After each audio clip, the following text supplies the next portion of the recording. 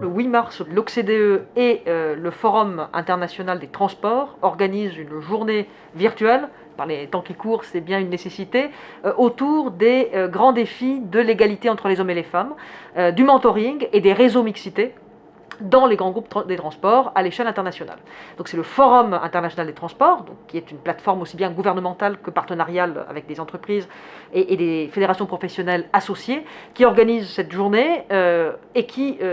m'a fait l'honneur, au titre de la chaire entreprise inclusive que je dirige, d'en être donc le guest speaker pour éclairer les participants, aussi bien sur les liens entre le mentoring et les réseaux mixité, réseaux inclusion,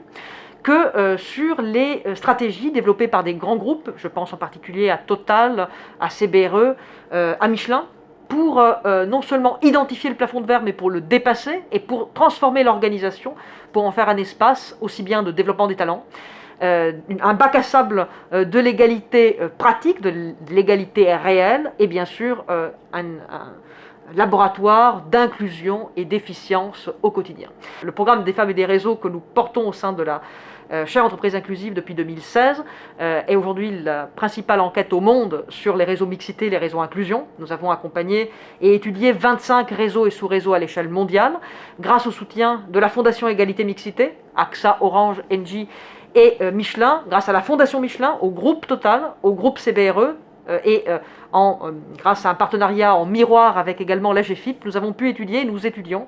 les réseaux inclusifs comme étant des laboratoires d'innovation managériale et sociale, comme des bacs à sable de l'égalité professionnelle et de l'égalité dans la diversité, j'allais dire de l'inclusivité agile ou de l'agilité inclusive. Nous étudions ces réseaux également comme étant des bacs à sable des talents où se testent aussi bien la capacité de collaboration, l'agilité, la résilience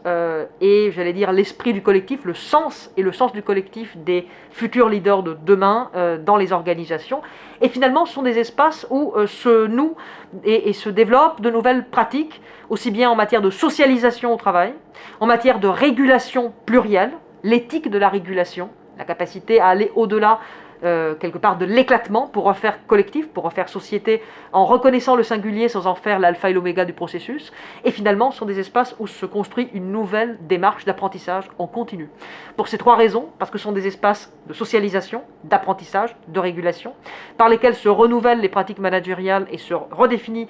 le style de leadership de demain, beaucoup plus agissant, beaucoup plus pragmatique, mais également beaucoup plus attentif à l'humain et au sens, que nous avons souhaité au sein de la chaire et grâce à l'OCDE et au Forum international des transports, bâtir une intervention qui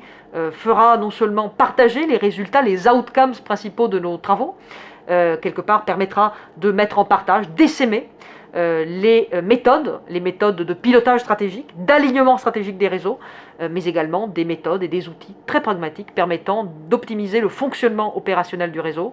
d'optimiser les impacts individuels, collectifs, organisationnels et bien sûr sociétaux, car ces réseaux sont aussi des espaces d'incubation et d'action des démarches RSE des entreprises qui les hébergent, voire même à l'échelle des fédérations, sont des espaces où se construit une action concertée à l'échelle d'un secteur d'activité, d'où l'intérêt d'être partenaire et de pouvoir bénéficier de l'expertise du Forum international des transports, qui évidemment rassemble les transporteurs et les partenaires des transporteurs à l'échelle internationale. Finalement, ce sera pour la chaire entreprise inclusive que j'aurai le plaisir de représenter, l'occasion de évoquer, mais également de challenger ces résultats en présence de grands groupes, outre bien sûr que d'institutions internationales comme l'OCDE. Je pense à des entreprises comme Shell,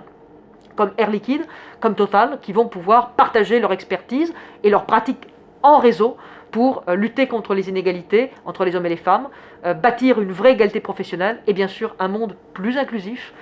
au service de l'efficience, de l'agilité et de l'humanisme. Là encore, la meilleure clé de la résilience réside dans l'agilité inclusive. C'est le cœur de notre propos et ce sera évidemment la chance qui nous est aujourd'hui offerte de faire partager et d'apprendre au même temps dans le cadre de cet événement le 8 mars pour la journée évidemment internationale du droit des femmes et j'allais dire journée internationale du droit des femmes et d'une mixité réussie car fondamentalement humaniste et pragmatique. Merci.